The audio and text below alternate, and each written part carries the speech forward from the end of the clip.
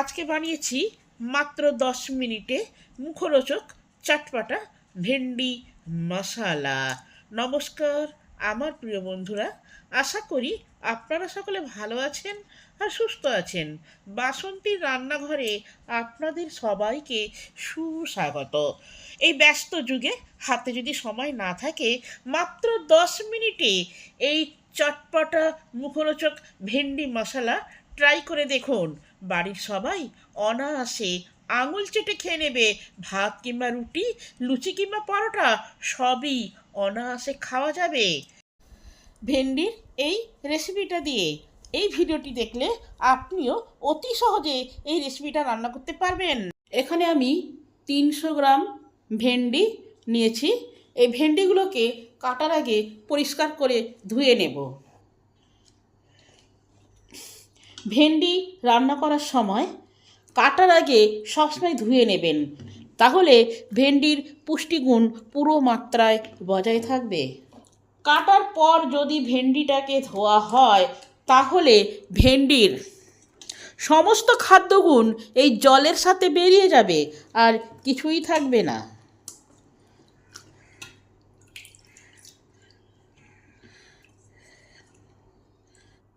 সমস্ত ভেন্ডি ভালো করে পরিষ্কার করে ধোয়া হয়ে গেছে। এবার ভেন্ডিগুলোকে 2 টুকরো করে কেটে নেব। এগুলো খুব ছোট ভেন্ডি, সেইগুলোকে 1 টুকরো করে নেব।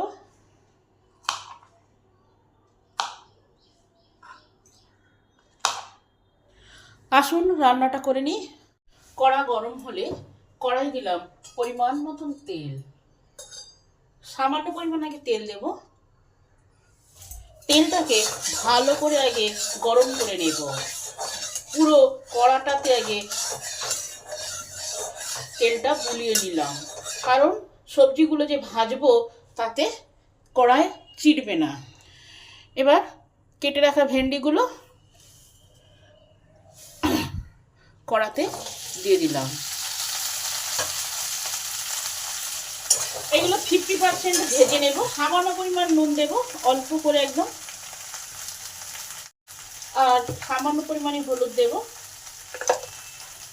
নুন আর হলুদ দিয়ে ভালো করে ভেন্ডির মধ্যে মিশিয়ে দিলাম।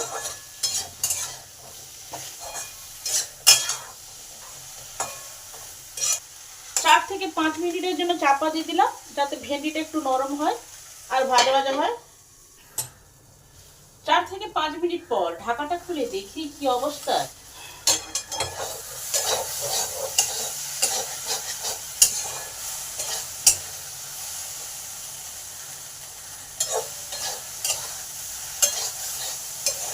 ভেন্ডিগুলো আমার 50% সেদ্ধ হয়েছে আর ভাজা ভাজা হয়ে গেছে। মাঝে আমি ঢাকা খুলে নেড়ে দিয়েছি। এবার নামিয়ে নেব।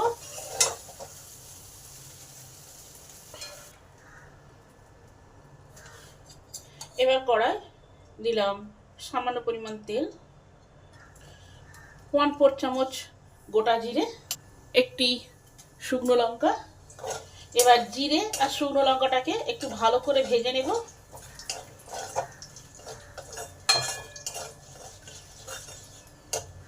এইগুলো ভালো করে ভাজা হয়ে গেছে। এর মধ্যে তখন দেব কিছুটা কালো জিরে। এই কালো জিরেটাকে কয়েক সেকেন্ড ভেজে নেব। একটা পেঁয়াজ কুচানো আছে, সেটা দিয়ে দিলাম। পেঁয়াজটাকে ভালো করে ভেজে নেব। পেঁয়াজটা যাতে তাড়াতাড়ি ভাজা হয় তাই সামান্য পরিমাণ নুন দেব। ঢেঁড়সে নুন দেওয়া আছে, তাই নুনটা একটু হিসাব করে দেবেন।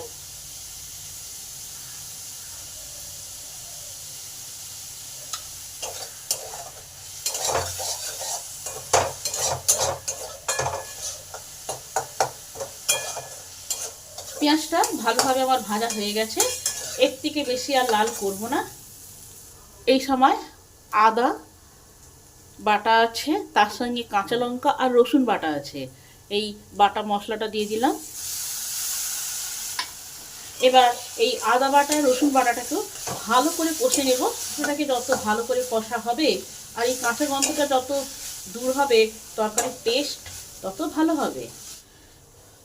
আদা আর রসুনটা ভালো করে আমার কষা হয়ে গেছে। ঠিক এই সময় একটা টমেটো কাটা আছে সেটা দিলাম। এখানে আছে 1 চামচ হলুদ গুঁড়ো, 1/2 চামচ লঙ্কা গুঁড়ো, 1/2 চামচ জিরে গুঁড়ো আর 1/2 চামচ গরম মশলা। এখানে জিরে গুঁড়ো, লঙ্কা গুঁড়ো আর হলুদ গুঁড়ো দিয়ে দিলাম। এবার ভালো করে এই মশলাগুলো কষে নিতে হবে।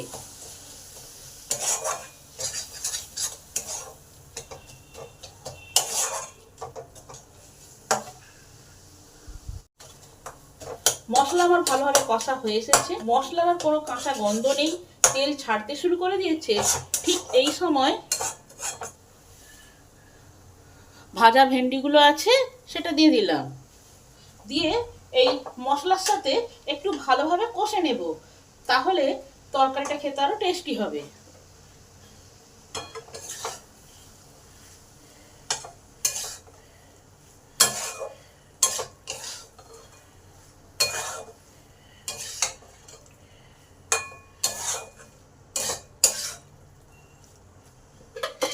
চার থেকে 5 মিনিট চাপা দিয়ে দিলাম, যাতে ভেন্ডিগুলোর মধ্যে মশলাটা ভালোভাবে প্রবেশ করে, তাহলে তরকারিটার স্বাদ হবে আরো ভালো। 5 মিনিট পর চাপাটা খুলে দেখি কি অবস্থা।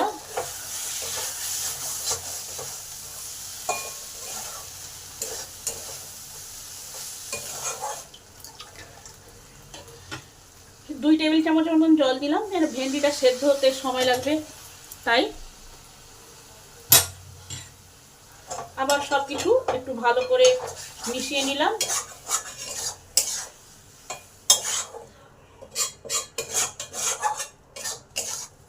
আরো 5 থেকে 6 মিনিট চাপা দিয়ে দিলাম, যাতে ভেন্ডিটা ভালোভাবে একটু সেদ্ধ হয়।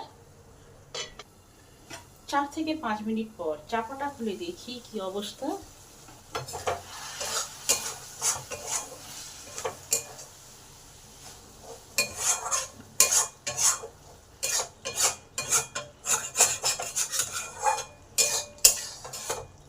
তরকারিটা আমার হয়ে গেছে, একটা সুন্দর গন্ধ বেরিয়েছে। নামানোর আগে যে গরম মশলাটা আছে সেটা দিয়ে দিলাম, আর কিছুটা ধনেপাতা আছে এটাও দিয়ে দিলাম। এবার ভালো করে সবকিছু একটু নেড়ে দিই।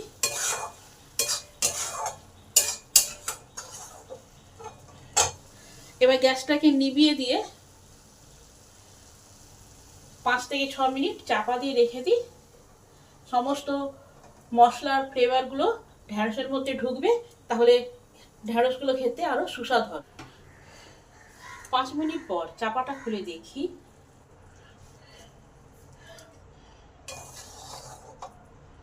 তরকারিটা খুব সুন্দর হয়েছে,